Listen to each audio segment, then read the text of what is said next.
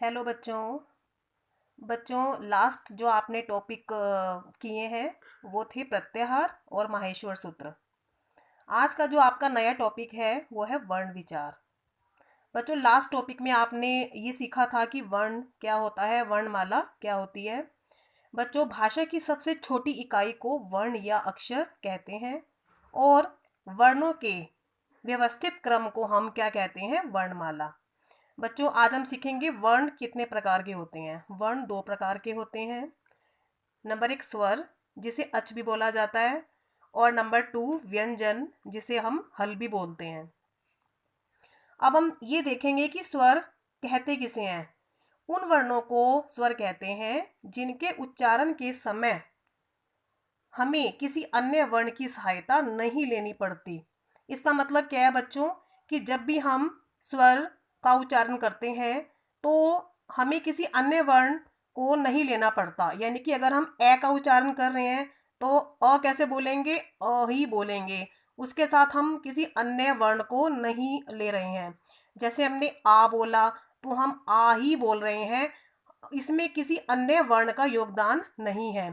तो जो स्वर होते हैं ये क्या होते हैं, ये कह सकते हो आप कि ये सेल्फ डिपेंड होते हैं। स्वर तीन प्रकार के होते हैं, ह्रस्व, दीर्घ और प्लुत।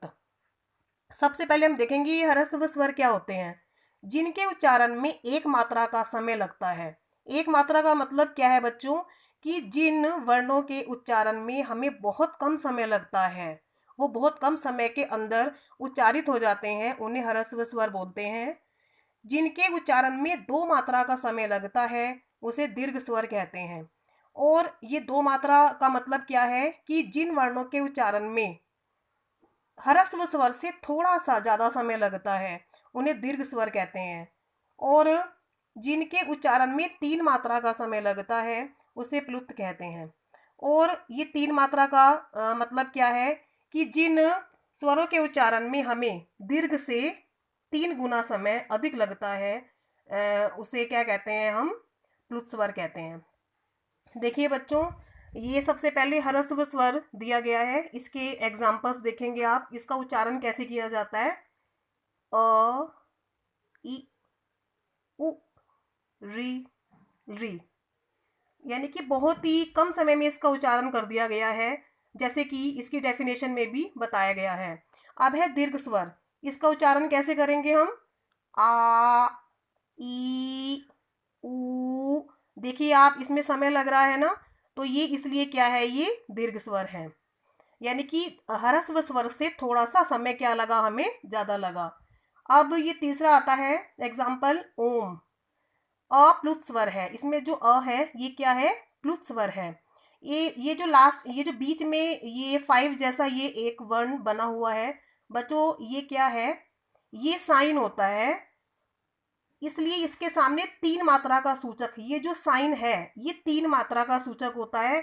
और इसे ये फाइव के रूप में, जैसे फाइव लिखा हुआ है, फाइव अंक के रूप में इसे लिख दिया जाता है। ज़्यादातर जो ये प्लुत स्वर है ये हम कहाँ यूज़ करते हैं, जब हम कोई अनुष्ठान करवाते हैं, हवन में बोलते हैं ओम, है ना। या हम किसी को बुलाते हैं, हम बोलते हैं भैया। तो भैया कैसे लिखेंगे, भैया,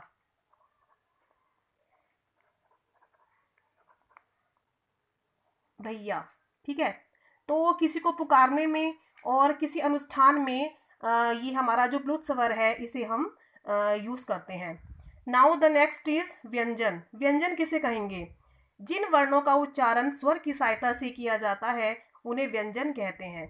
बच्चों, जो स्वर थे वो सेल्फ डिपेंड थे, उन्हें उच्चारण के समय किसी अन्य वर्ण की सहायता नहीं लेनी पड़ी। लेकिन जो व्यंजन है, इन वर्णों व्यंजन को का उच्चारण करते समय हमें किसकी सहायता लेनी पड़ती है, स्वरों की। ठीक है। तो जो व्यंजन होते हैं ये, देखिए मैं आपको एग्जांपल से बता दूं। जैसे ये क है, क व्यंजन है। तो क अगर आप इसका उच्चारण करते हैं तो इसके लास्ट में क्या आ रहा है, क तो यानी कि क का उच्चारण अ की सहायता से हुआ है। यदि हम ये क लिखें और अ लिखें, आप देखें कि ये जो क है ये इसमें हलंत लगा हुआ है, यानी कि ये क है आधा। अगर हमने इसमें अ मिलाया है तभी ये पूर्ण होगा और ये बनेगा क। तो यानी कि क का उच्चारण हमने कैसे किया, अ को मिलाने से किया। इट मीन्स कि हमें व्यंजन बनाने के लिए किसकी सहायता लेनी पड़ी, स्वर की सहायता लेनी पड़ी। ठीक है बच्चों, अब देखेंगे कि व्यंजनों के स्पर्श, अंतस्थ और ऊष्म, ये 3 भेद होते हैं। स्पर्श व्यंजन कहते किसे हैं, देखिए बच्चों, जिन व्यंजनों का उच्चारण करते समय हवा मुख के विभिन्न अवयवों का स्पर्श करती हुई बाहर निकलती है, उन्हें स्पर्श व्यंजन कहते हैं। क्या मतलब है बच्चों इसका, कि जब हम कोई भी वर्ण का उच्चारण करते हैं तो जो हवा होती है वो हमारे मुख के जितने भी पार्ट्स हैं, अंदर अंग हैं, उसका स्पर्श करती हुई जब पूरा घूमती हुई बाहर आती है तो उन्हें क्या कहते हैं, स्पर्श व्यंजन। बच्चों ये जो स्पर्श व्यंजन है ये 5 होते हैं। देखिए, कवर्ग यानी कि क ख ग घ ड़, फिर चवर्ग च छ ज ज ञ, टवर्ग ट ठ ड ढ ण, तवर्ग त थ द ध न, पवर्ग प फ ब ब म। अब देखिए इसका उच्चारण स्थान, कवर्ग का उच्चारण स्थान कहाँ से हुआ, कंठ से। चवर्ग का कहाँ से हुआ, तालु से। टवर्ग का कहाँ से हुआ, मूर्धा। तवर्ग का उच्चारण स्थान कहाँ से हुआ, दंत से, यानी कि दांत से। और पवर्ग का उच्चारण स्थान क्या है, ओष्ठ। ठीक है बच्चों, अब आगे देखेंगे दूसरा व्यंजन, अंतस्थ व्यंजन। जिन वर्णों का उच्चारण स्वरों और व्यंजनों के मध्य का होता है वे अंतस्थ व्यंजन कहलाते हैं। यानी कि ऐसे व्यंजन जिनका उच्चारण करते समय हमारी जो जिह्वा होती है, जीभ होती है, वो मुंह के किसी भी भाग को स्पर्श नहीं करती। ये जब आप प्रैक्टिकल बच्चों बोल के देखोगे तब आपको ज़्यादा क्लियर होगा। देखिए इसके एग्जाम्पल्स क्या हैं, य, र, ल और व। द नेक्स्ट व्यंजन क्या है, ऊष्म व्यंजन। इन वर्णों के उच्चारण के समय हवा की रगड़ लगने से मुख में गर्मी उत्पन्न होती है। ये व्यंजन है श, श, स, ह। यानी कि जब हम इन वर्णों का उच्चारण करते हैं तो जो हवा होती है वो एक प्रकार से हमारी मुख में क्या होता है, रगड़ जब लगती है तो मुख में हमारे क्या पैदा हो जाती है, गर्मी। ठीक है, ताप पैदा होता है। तो इन व्यंजनों का उच्चारण तभी होता है और इसके एग्जाम्पल्स ये लिखे हुए हैं। बच्चों ये 3 जो व्यंजन के प्रकार हैं ये आपको मैंने करा दिए हैं। एक व्यंजन जो कि बहुत इम्पोर्टेंट है और ये काम भी आता है कई जगह पर, तो इसकी जानकारी लेना भी जरूरी है। ये है संयुक्त व्यंजन। जो भिन्न व्यंजनों के योग से बने होते हैं, जो व्यंजन भिन्न व्यंजनों के योग से बने होते हैं उन्हें संयुक्त व्यंजन कहते हैं। जैसे जैसे आपने पढ़ा है व्यंजनों में क्ष आता है, त्र आता है और ज्ञ आता है। ठीक है, तो ये जो श है क्या ये एक ही व्यंजन है क्या, आप ये एक ही वर्ण आपको दिखाई दे रहा है, नहीं, ये 2 व्यंजनों के योग से इसे बना हुआ है। जैसे क्ष कैसे बना है, क और क्ष के योग से। त्र कैसे बना है, त और र के योग से। और य कैसे बना है, ज और ञ के योग से। तो इन्हें हम क्या बोलेंगे, संयुक्त। संयुक्त मतलब कि जोड़ना। ठीक है, आगे देखेंगे स्वर के आगे 2 बिंदुओं को विसर्ग कहते हैं। आप सबको पता है बच्चों, आप संस्कृत आपने 9th में भी पढ़ी है तो आपको बेहतर पता होगा कि ये विसर्ग क्या है।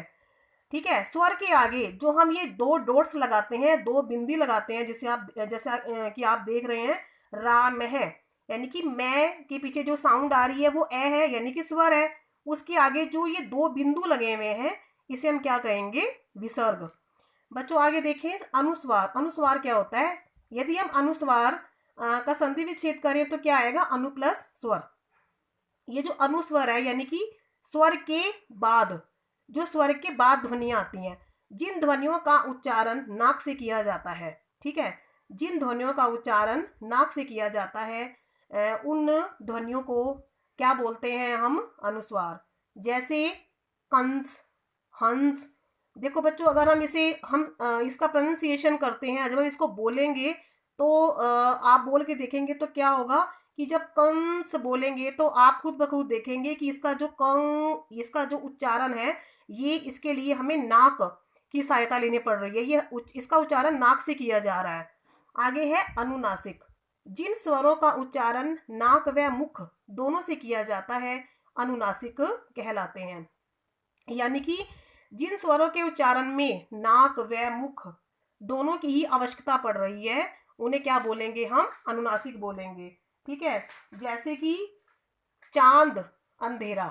ठीक है, देखिए ये जो अनुनासिक है ये होती है चंद्र बिंदु। अनुस्वार में क्या था, ऊपर केवल हमने बिंदी लगाई थी, और अनुनासिक क्या होता है, चंद्र बिंदु होती है। ठीक है बच्चों, एक बात आप ध्यान रखेंगे कि ये जो चंद्र बिंदु होती है ये ए, आ, उ, ऊ, री आदि स्वरों में इसका प्रयोग किया जाता है। देखिए जैसे ये जो चंद्र बिंदु है ये कहाँ हम यूज कर रहे हैं, आ की मात्रा के ऊपर है ना, और अंधेरा में चंद्र बिंदु कहाँ आ रही है, ए के ऊपर। तो इन बातों का हमें विशेष ध्यान रखना है।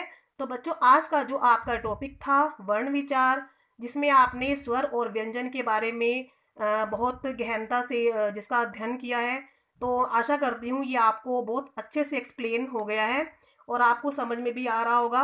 अब आप इसे बहुत ही सुंदर सुंदर राइटिंग में, कॉपी में करेंगे और इसे याद भी करेंगे। Thank you.